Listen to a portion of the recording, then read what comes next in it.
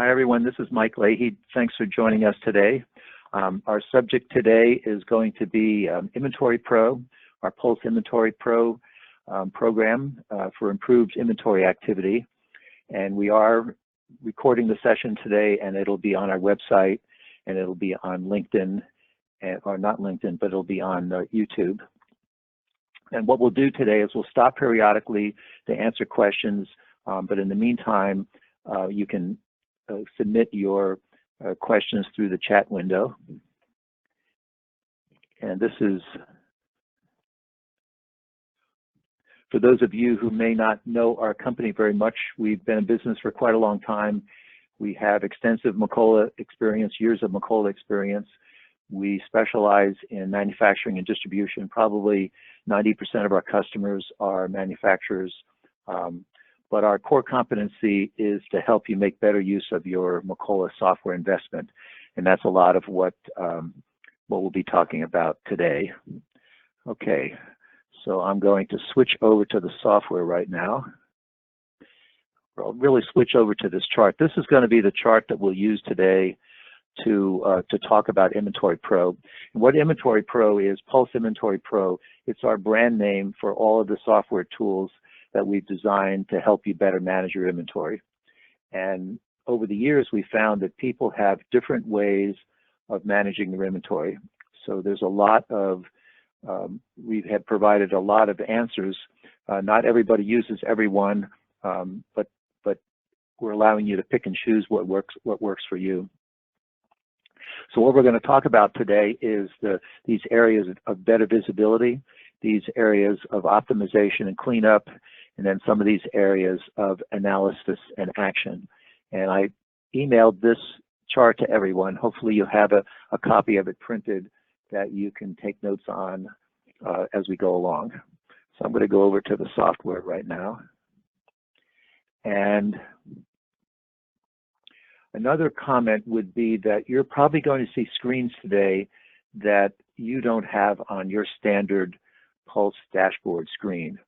And but all of the screens, or pretty much all of the screens that are available that we're going to talk about today, and I'll note it as we go along, they're either custom reports that we've developed that are available to you at no cost, as long as you have the designer module.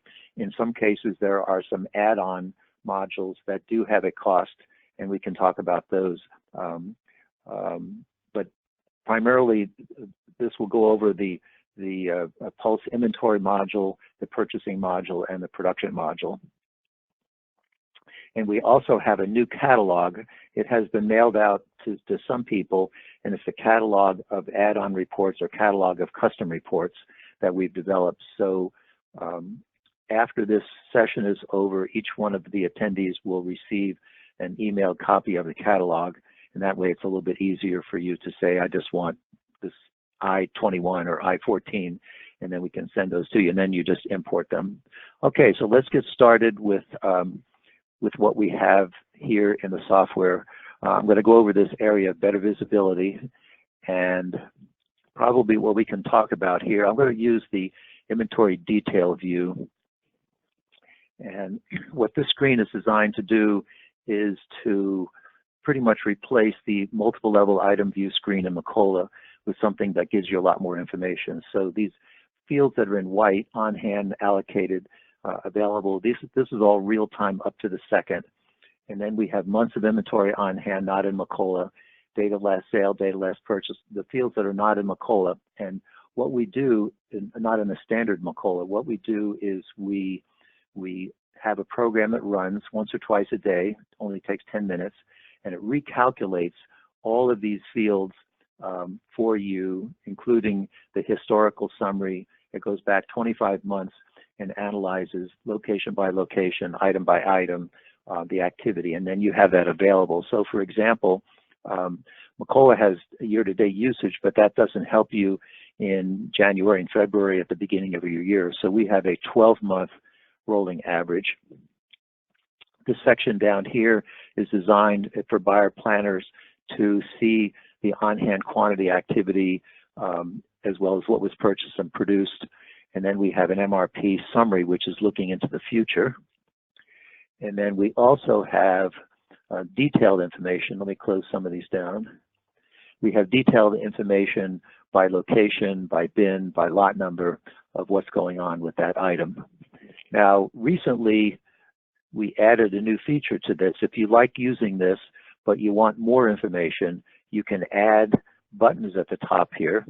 And the way to do that simply is to go up to Help and go to About and call this phone number. This is Monty's direct phone number, or you can email him at support@pulsedashboard.com. But the idea is I have this part in here, E3089, and if I want to look at, say, the inventory transactions for this part, I just click on this button and it brings up the screen. So the idea is you can add as many buttons as you want to. So this is kind of the first level of the visibility on a part. We also have, in terms of visibility, we have the inventory transaction report, which is designed to allow you to say for any part or all parts, for any date range or location or bin, the transactions. So in this particular case, I took one part, E3089, and I'm looking at the transactions.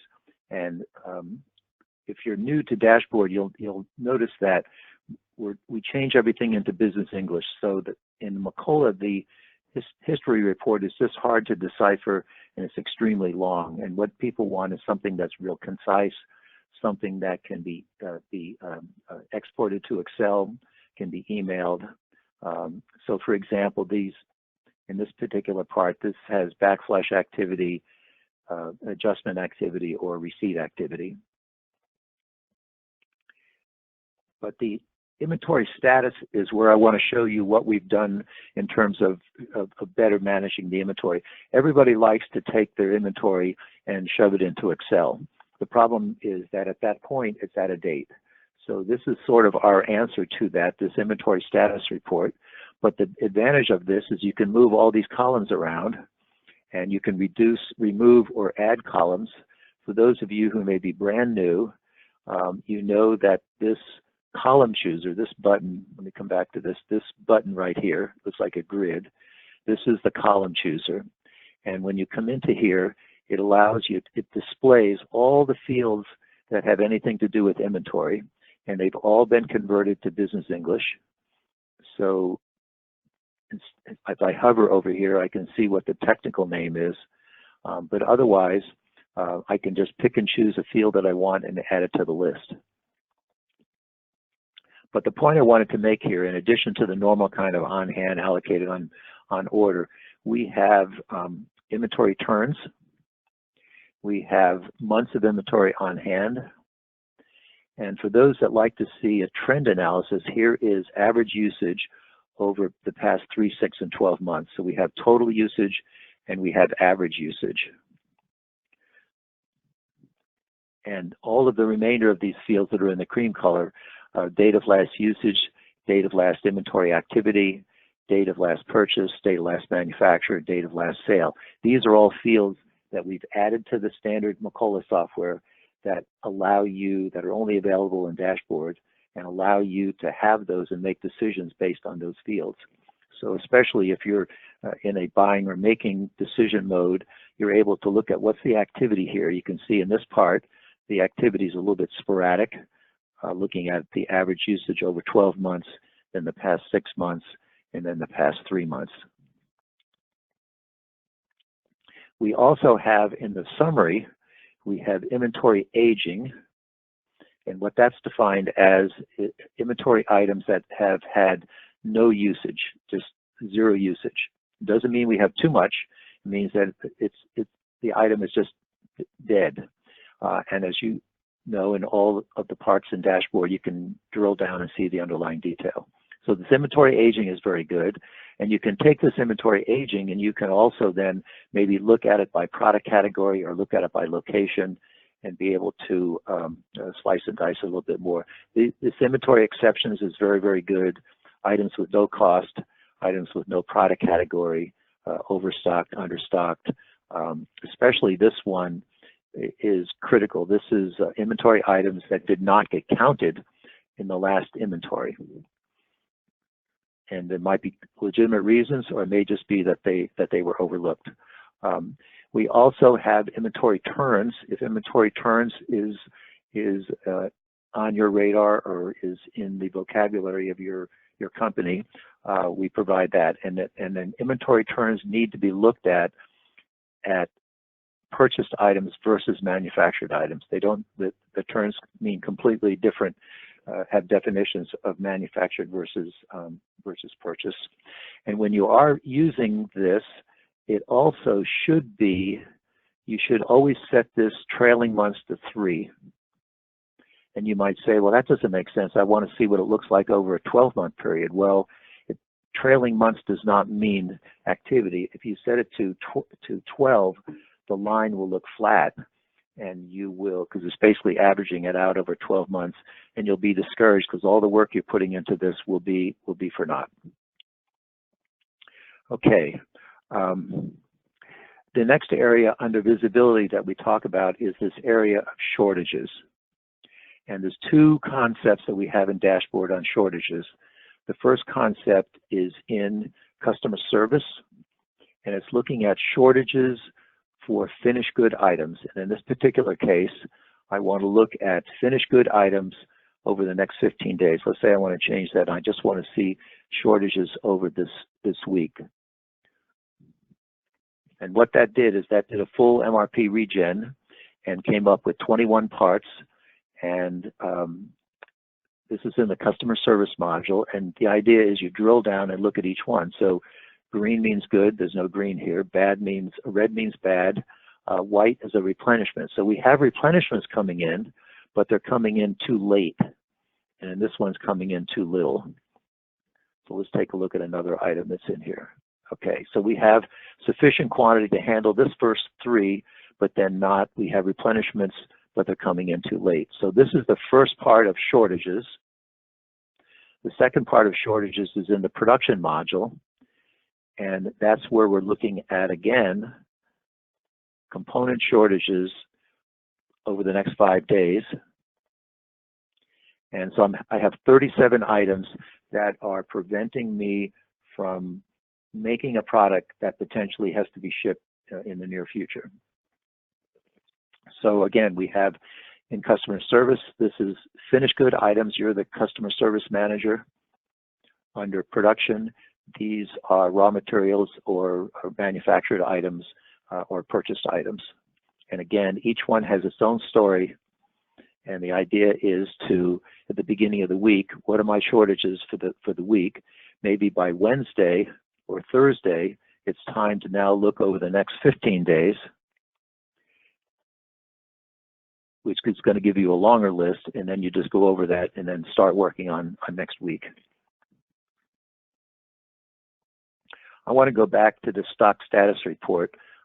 All of the reports that we've developed in dashboard are all designed to add and remove fields. You can, if you click on a field, it's going to sort it.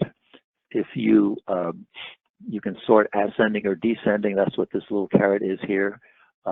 If you use this filter, this little funnel up here, you can choose particular, in this case, product categories. Let's say I want to look at all my fabricated parts. But the idea is that with this column chooser, with this grid here, you now are in control of developing a report using all of these fields. And you can see we have usage quantity and sales quantities for 2 entire years. So you can add that if you want to. Another report that we've developed, and this is one of the customized reports that's available to you at no charge. And this, for those of you who may be technical, this is a query analyzer report that Monty developed. And what's cool about this is that you can put in a part number here and have it show you the bill of material, but you can group this. So if I'm going to group this and I'm going to expand this. So this is now showing me the single level bill of material for each item. But what's cool about this is if I take the component item and group it by that, now I have a full where used. So just by grouping, so in all the reports, you can just drag this field up. If you read the little fine print, it says drag a column heading up here. The next item I wanted to talk about is Pulse MRP and Macola MRP. The Macola MRP module is very, very good, but it's very complex and a little bit difficult to implement on your own. We have developed an MRP module for those who choose not to use Macolas, and the idea is that it's supported totally within our software. But the point I wanted to make is that if you are using the Macola MRP software, we have a lot of reports that we've developed to help you read that better. There's another report that I want to show you later, but I'll come back to that. But the idea is that for those of you who are using Macola's MRP, the exception reporting is always difficult to understand. And we have a report that allows you to see, we've kind of demystified the, I don't have MRP data to look at here, but we've kind of demystified what the shortages or the inventory exceptions are all about. Okay, so again, with re-emphasizing, one of the philosophies of our software is to allow you as a user to make changes to any of this without requiring any outside IT or knowledge or requiring any programming or anything like that. We also have some other new reports that I wanted to show you on data integrity. This is bills of material where the parent item is no longer on file in the item master. This report of the bill of material file where the components exist in the product structure file, but they don't exist in the Macola item master anymore. And this is a report of invalid product categories. And over the years, as people have upgraded their software and converted data, all of these errors have applied. And as you can imagine, if Macola is trying to produce a production order and there's a component in there that it can't find in the item master, then it just sort of stops. So these are some data integrity errors. I mentioned earlier these inventory exceptions that are available to you, and each one of these has drill down.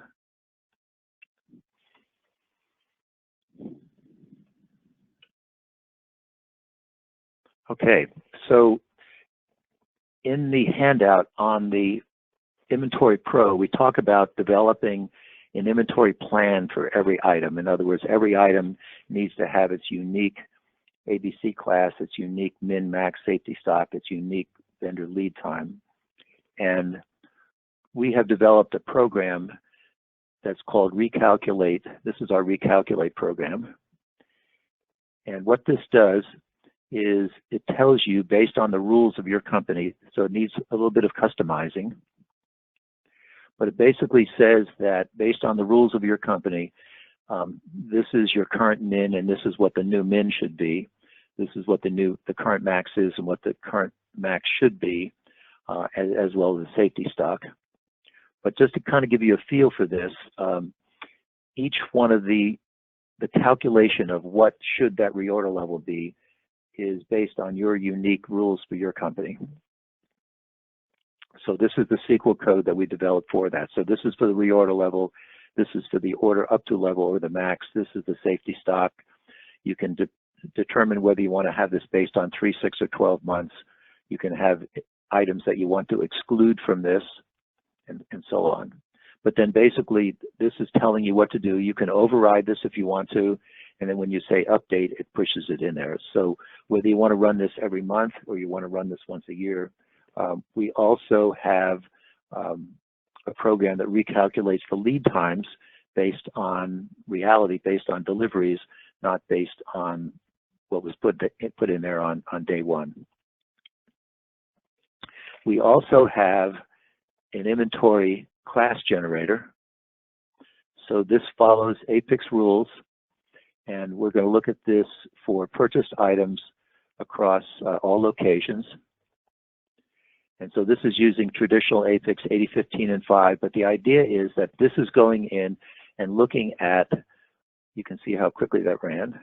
This is saying that this item is currently a C and should be an A, or this is a B and should be an A, and so on. So if you just say update, then it pushes that back into Macola.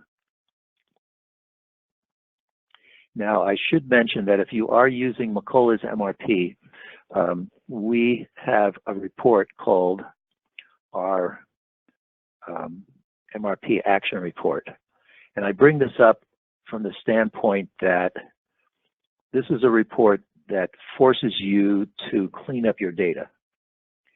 And what it's doing is it's reading the Macola MRP data, it's reading the pegging information, and John Donnelly, this is the report that follows automotive. So another customer of ours had worked in automotive, and we followed the Chrysler or the GM.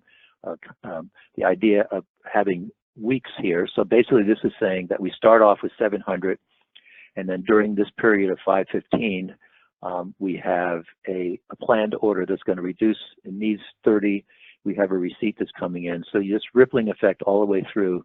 But what's nice about this is for people who are just getting going with MRP, this is allowing you to see the errors. So in other words, if this is telling you to buy something and you're saying, well, no, that doesn't sound right, or it's saying, oh my gosh, it's telling you not to buy something and you are way negative, you'll know that there's something wrong with your data. And this is just an excellent way, after this is used for a couple of months, it cleans up all the data that's bad in Macola, and then you have a simplified. And then this is a detailed version, and then there's a simple version, or a streamlined version.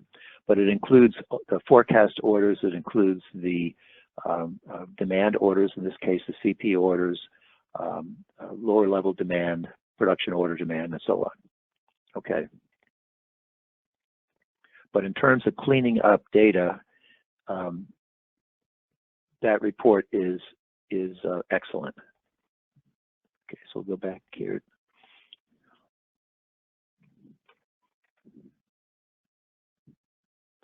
But some years ago, I worked with a company that was sold to Honeywell, and Honeywell had this, and this company had like 6,000 items, and Honeywell has this term called a plan for every part.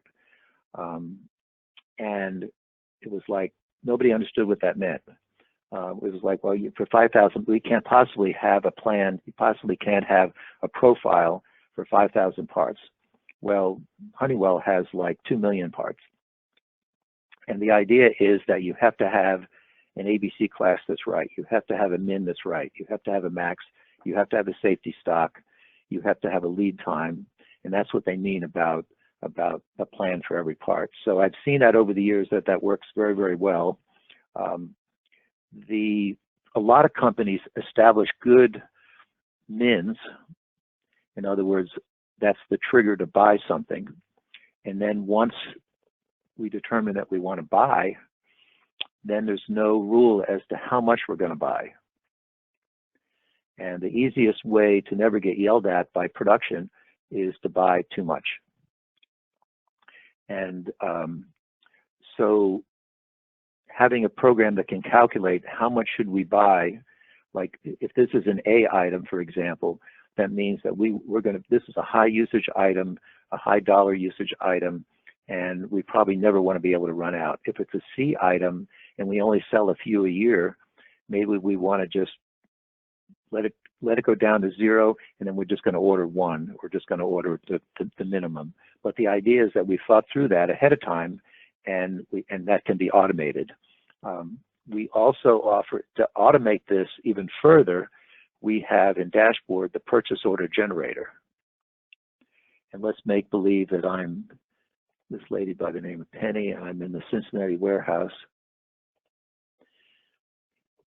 And the idea of this is to totally eliminate the, did I hit the refresh button? Yep. To totally eliminate the tediousness of keying in purchase orders. So if we take this one company here. All you have to do, I'll just go through this quickly. All you have to do is say yes, yes, yes. The recommended quantity to order is already in here based on your rules. You say create purchase order, and here is the purchase order. And you can have this be released or unreleased. And you can change anything on here. You can eliminate some fields if you needed to. You can even change the vendor if you want to. But then once you push that into Macola with the save button, then that's ready. That's eliminated you from having to manually key in this order.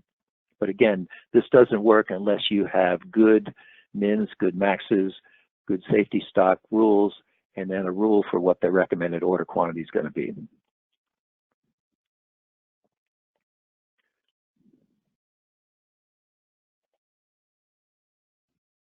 Okay, so we're a little ways into this. I thought I'd stop for a minute. Anne, are there questions that have come up in the chat window? There are no questions that I can see. I just unmuted everybody in case we want to ask audible questions here. Anybody want to ask Mike a quick question?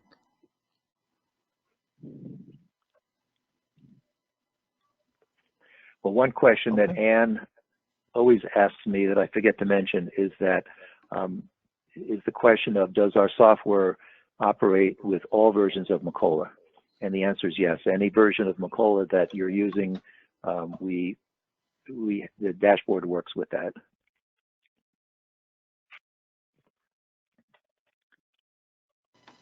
Okay. I think we can go on then. Yeah. We'll just continue on, and I'm going to go back to where we started here, and we've talked about these areas of better visibility. We've talked about cleanup. We've talked about plan for every part. We've talked about ABC codes. We've talked about setting the min maxes and safety stock correct based on your company's rules. And then we've talked about the vendor lead time. So let's talk about what happens daily in dashboard. I kind of browsed over it a little bit before, but in this inventory status, all of these fields that are in the cream color are calculated every single night, and they're calculated going back 25 months. So for example, if I go into my inventory detail view, if you're wanting to know what the on-hand quantity was for the past 12 months or the past 24 months, or if you want to know what was purchased, the total purchase by month, or what was produced or used, that information is in there and is available. So if I wanted to, for example, in here, I included some over here. Let's say I wanted to see what my usage was in January, February, March, April, and May. So this is using information that's calculated. This is a point of clarification. We use none of the accumulator fields that exist in Macola, and our advice would be for you not to also, because all it takes is 1 month of not closing things correctly, and all of those statistics are bad. So what we're doing is calculating every night what things are from the transaction file.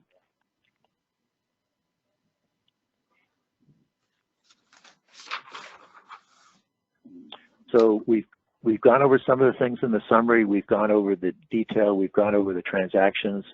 We've gone over the status. We've looked at inventory turns. But this is something I want to talk about. See this report? These are two reports that are joined together. And this is what we call our advanced screen designer. So you know that we can develop an inventory status report by product category. That's real straightforward. Just take the part number out and put in the category. You know that we have inventory turns, but let's say that you want to join them together. So what this is doing is it's using our advanced screen designer. And if this is of interest, it may be a little tricky at the beginning to set this up, so feel free to call Monty to get started. But the idea is that I am just simply clicking on any field and it's calculating then the inventory turns below that. So let's let this catch up here.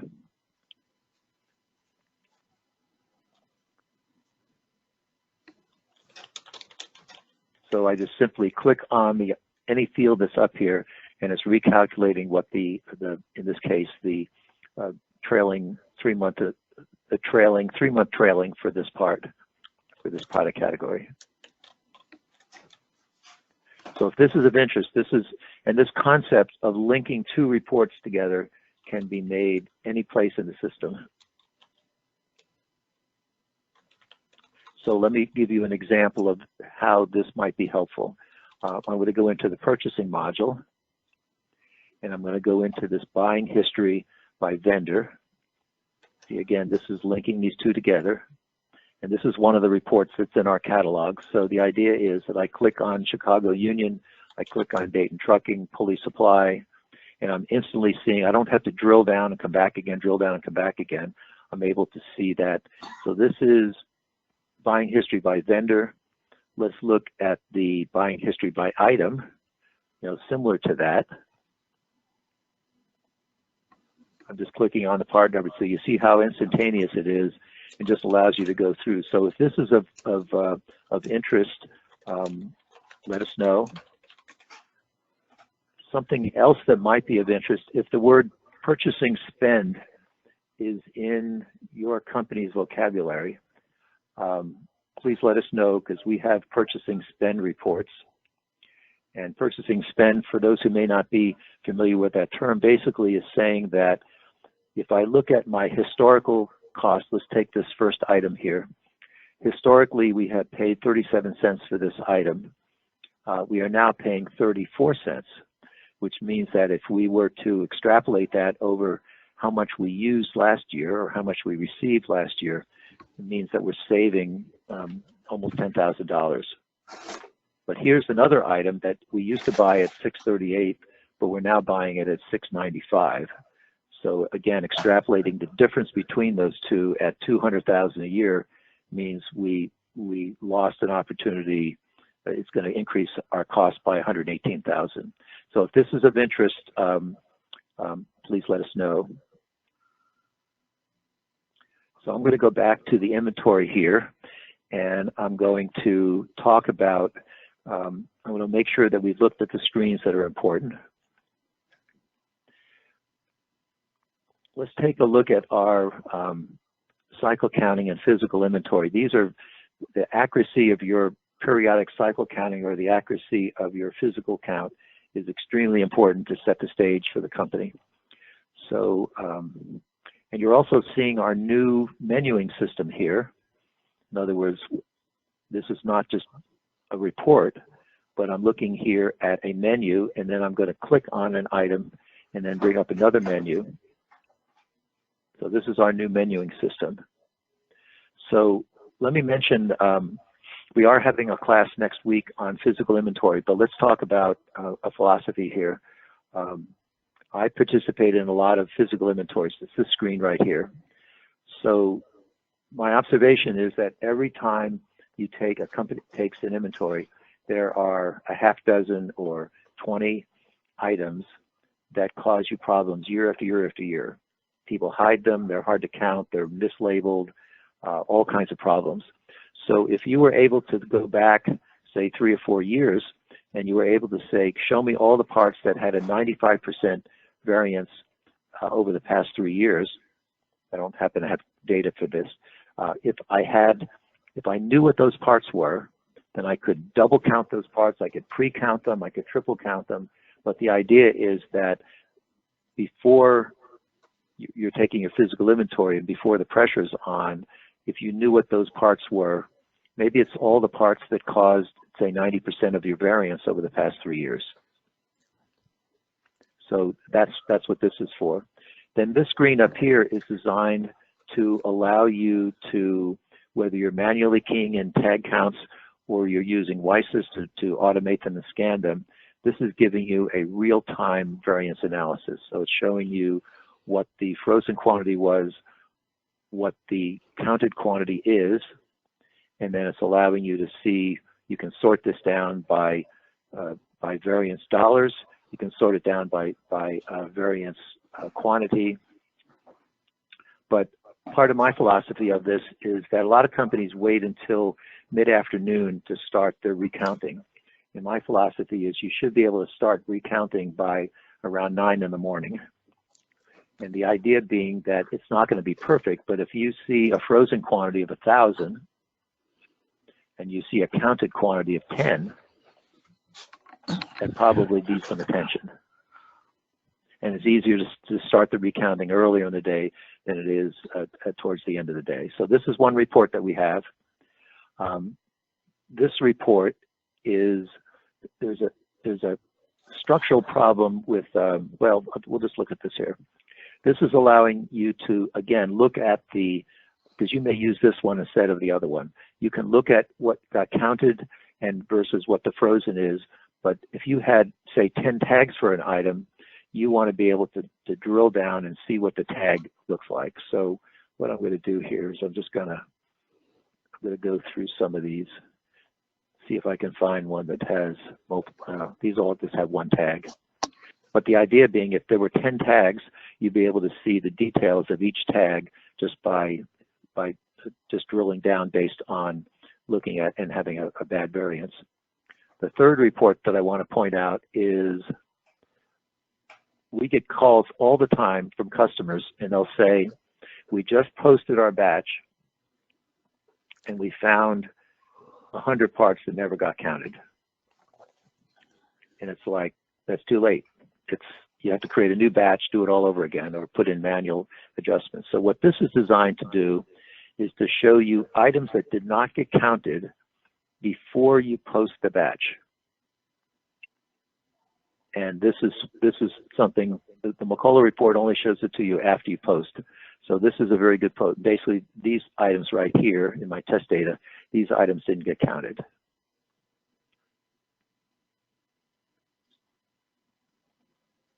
Okay, so we talked about physical inventory counting. This is another report that we developed. Actually, a customer of ours recommended this, and they were having trouble with negative on-hand quantities. And the idea is, if I had visibility, in this case, let's look at this. If I had visibility over a period of time among all items that had a negative on-hand quantity, so I put a filter on this that says when my new on-hand quantity, that's the result of a transaction, I have a new on-hand quantity. If that's negative, I want to show this on here. So occasionally I might have some, little errors, but this one here, this bushing is like constantly going negative, constantly. So what is the problem? In other words, we're making the item, well, in this case, we're constantly receiving it. But if, let's make believe and say we're constantly issuing this part and it's going negative, like where are they getting the parts from? So this is something that might be helpful. We talked about this. We also have a serial lot status report. So if your company is has serial numbered items or lotted numbers, this is the stock status report. We also have a serial lot traceability program, which is designed to go back in time and look at either what's on hand for a certain serial lot number. These are the PO receipts that came in over this period of time. I chose all numbers here, but the idea being that this allows you to look back at either what's on hand, where did it come from, do I have open manufacturing orders that are using a bad lot number, maybe it's embedded in a completed manufactured item. These are open uninvoiced orders, and then these are invoiced orders. So this is our serial lot traceability that allows you to see cradle to grave everything that has to do with in case there was a bad component, or if there was a recall, if maybe you're in the food industry and you're obligated to be able to do a recall analysis very instantly. Data integrity errors, we talked about that already.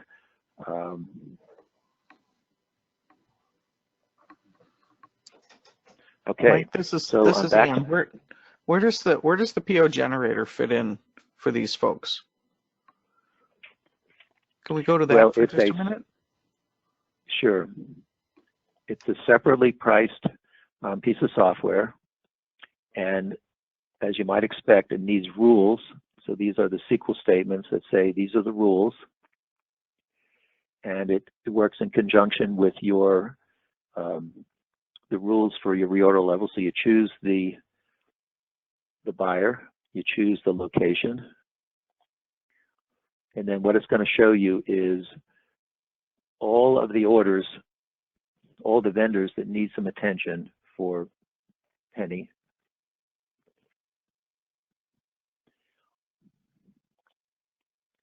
And then you click on the plus sign for each one, and then it tells you what the recommended order is. I just had a test data in here. But rather than key in the part number, all you're doing is saying yes, yes, yes. Maybe you want to override this recommended quantity. Maybe you want to skip this part and go on to the next one. But these fields are all designed to help you as a buyer determine, is this, maybe you're not trusting your system completely yet, is this recommended order quantity correct? So if you see that 3 days ago you ordered for this, you probably don't want to be buying that. There's something else wrong. If the reorder level is a 0 and you're not expecting that, if it's telling you to order and there's no activity for the past 3 months or 6 months, then you probably want to maybe not order that. So that all of these fields here are all, this is all user definable, they're all movable, and you build these fields based on there's a settings tab here. Can you control whether it's a released purchase order or unreleased? Yes, you can control that up here. You tell it whether you want it to be someplace on here. You tell it whether you want it to be a released or unreleased. That's the default. Okay. Charlie, do you have a comment? I unmuted. Yeah, and my question is I unmuted myself. My question is, okay, so I have this PIO generator, but I've never played with it. I think Jane has. But if I wanted to go in here and say I wanted to play with a buyer planner code, can I just run this? And it won't hurt anything, right? Well, you don't want to say. Yeah, you don't want to create the PO. The rules, Charlie, for your system, the rules haven't been established yet. So they're just blank right now. In other words, these settings have not been set up for your company. How'd you find those settings? Query Designer? Because I have the generator. Yeah, you have to go to the Settings tab. The Settings button, rather. Settings. Yeah, I have a query in there. We've used, I think Jane uses, but I do have a query in here. Okay. It's not empty. Well, you can't hurt anything by running it. Yeah. Go ahead. Okay. That's what I wanted to know. So I want to test it on a buyer planner. Right. It's just when you get here, don't hit the save button if it's not what you want to be buying. Yep. Correct. I just want to look at it. Yep. So I can see what it's doing. But everything is, you can even change the vendor. You can edit these addresses here. You can change anything. You can give it to a new terms, a new buyer planner, whatever you want to do with it. And down here is telling you the weight. So if you're buying steel that's heavy, you're able to see if maybe you have discounts based on weight. Okay. Thank you. Okay. No, you're welcome.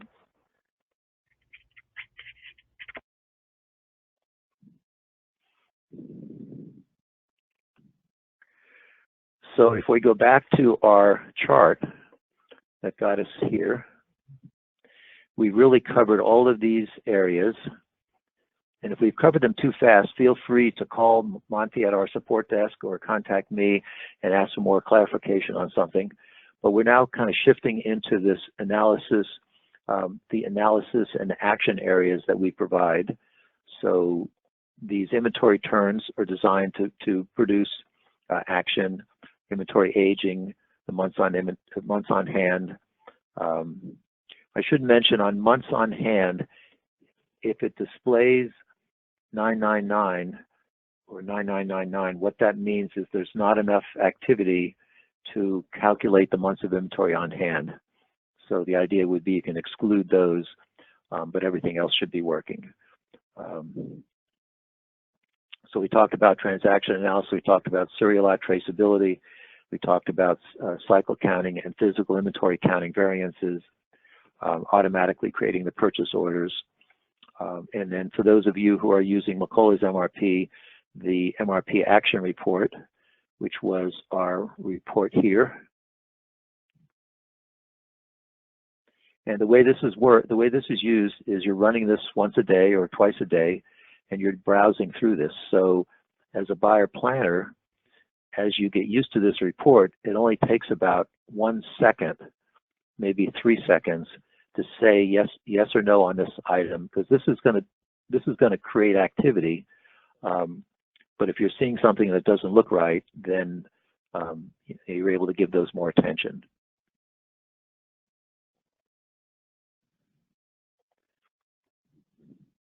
And I don't have something to show, but we have demystified the MRP exception codes, which basically are too much, too little, too early, or too late.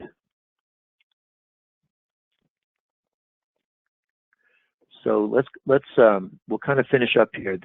As I talked at the beginning, there might be some screens that you're seeing today for the first time that you would like to have a copy of that's not on your screen. So this is the new catalog that we're just publishing. We're just sending this out, and it has about 40 reports on it that are designed. Let me go down to the inventory area.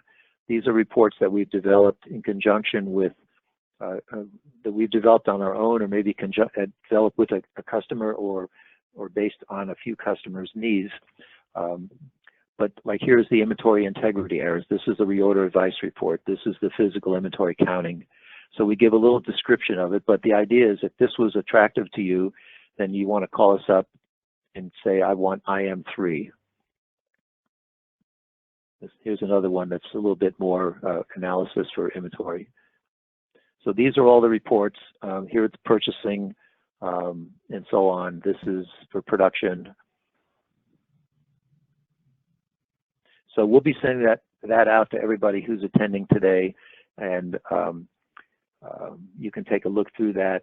These reports are all at no cost. They just require the designer module.